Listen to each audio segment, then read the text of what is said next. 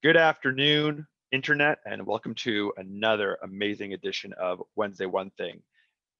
Today, I'm dedicated to putting 2020 in the past. We're focused on 2021, and the best way to do that is really to stop talking about this pandemic. Like in the e-commerce, we're years ahead, and the future is now. So today we have a really interesting topic, and it has to do all about alcohol.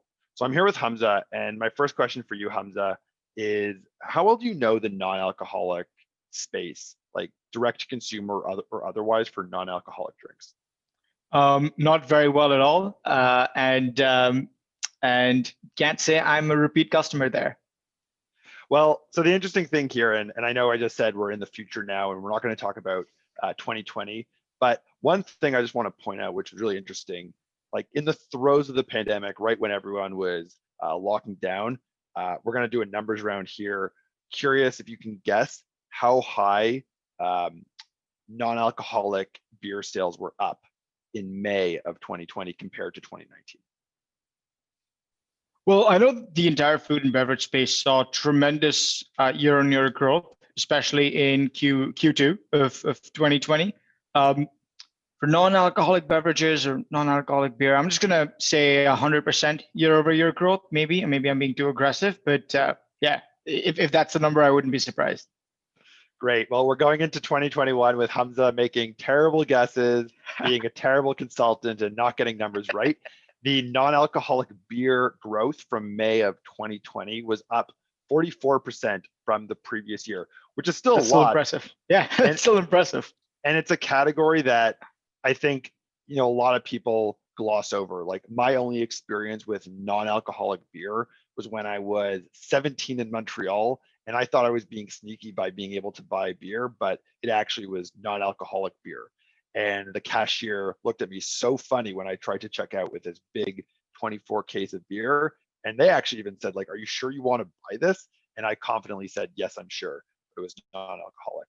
But real point here is that in 2021, sorry, I think the really interesting thing we're seeing with direct to consumer and e-commerce is that, remember, we're not just dealing with retail anymore. We're dealing with e-commerce, and retail is now like online and now a general part of our lives. And this one segment of non-alcoholic beverages is seeing a surge for a number of different reasons. And other than the fact that, right now, January, a lot of people subscribe to dry January, which for anyone in the viewing audience doesn't know, it's a growing popular trend where people abstain from alcohol in all of January.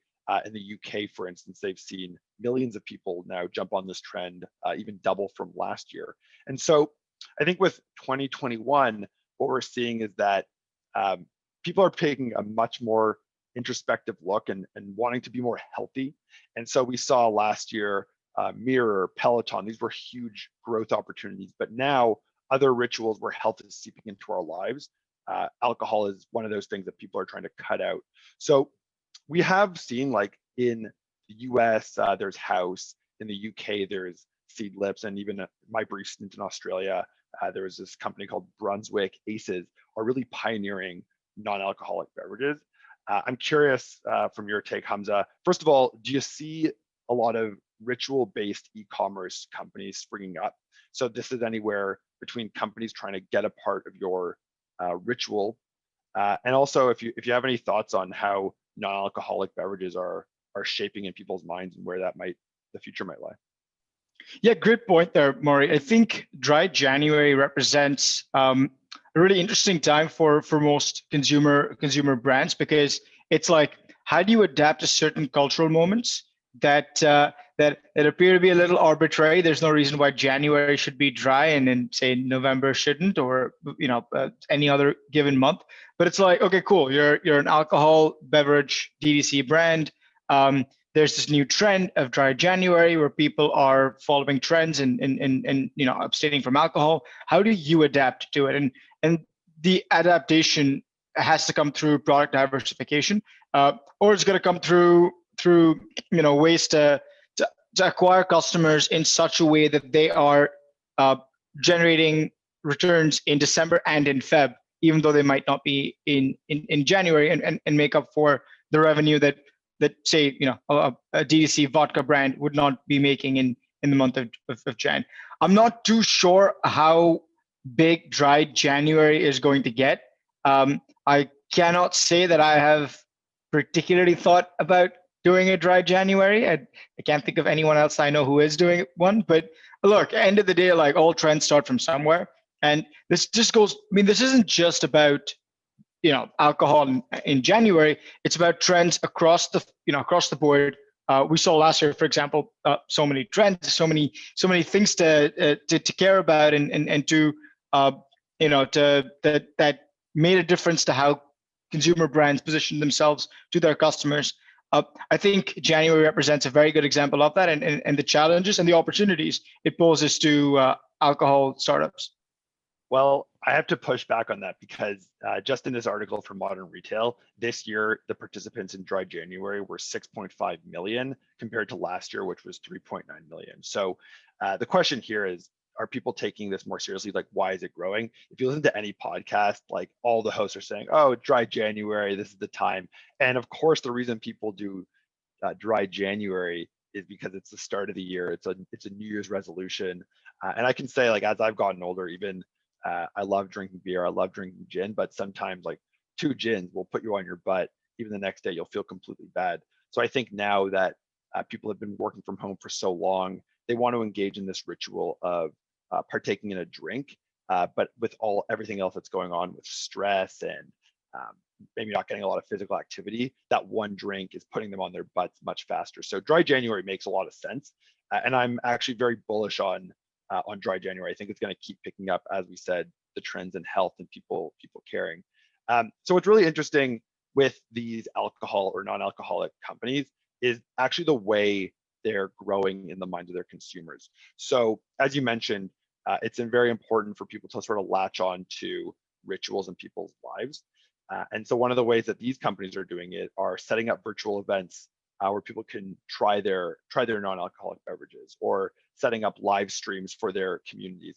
All of these companies, one thing that they have in common is trying to get people onto a subscription plan. And what you mentioned about people having a drop in sales throughout the year, that blend that one of these founders mentioned of their subscription revenue to new purchases actually drops in January because there's such an influx of new purchases in January, but they need the rest of the year to maintain their revenue through subscription. I'm wondering if, like, how you're thinking about this. What do you see as a unique opportunity for brands like a non-alcoholic company to maintain the relationship with customers throughout the year? Yeah, I think what you've identified there is super relevant, right? Like, now that people are in many cases socializing online, socializing on Zoom calls, the need for an alcoholic beverage there is probably not as, I mean, it was never necessary, but you know what I mean. It's, like, it doesn't flow as naturally. For example, when you're just sitting at home on a Zoom call with friends or coworkers, or so on and so forth. I think brands will need to sort of adapt to the changes beyond just things like a month of the year where people are drinking less, but more about how I think broader trends over time, with more people working from home, socializing from home, hanging out from home, will impact how much people actually consume alcohol. So you're very correct. There is a lot of future out there for non-alcoholic beverages. When I think of non-alcoholic beverages, honestly, the first thing I think of are like soft drinks and stuff. Like, I don't even think about like mocktails, because I don't really have many mocktails. It's either a cocktail or it's not a cocktail.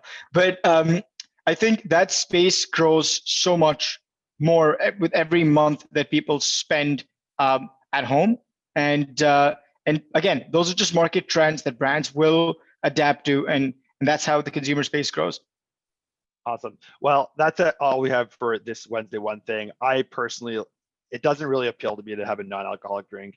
Maybe in the future that will change. Overall, very bullish about the space.